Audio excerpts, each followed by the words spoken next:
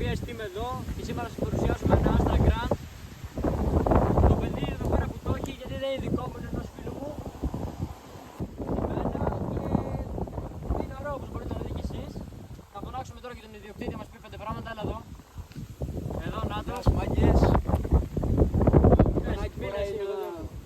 Φοράει ένα Ιφάν 125 μαμά, μία VPR και ρεύματα ένα πολλαπλασιαστή Fastec και μία ηλεκτρονική Cosplay.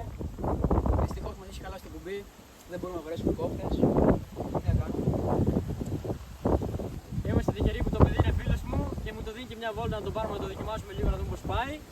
Να δείτε κι εσείς, να απολαύσετε. Δείτε, τι να πω. Πάμε να κάνουμε ένα ανοιγματάκι τώρα να δούμε πώς πάει.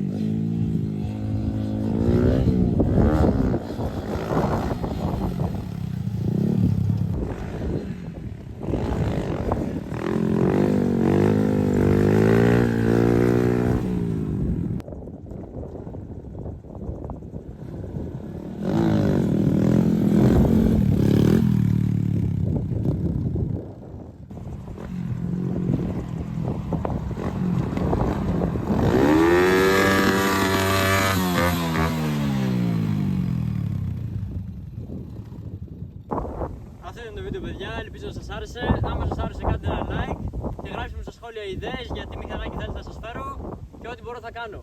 Ευχαριστώ πάρα τους που είδατε το βίντεο. Καλή συνέχεια.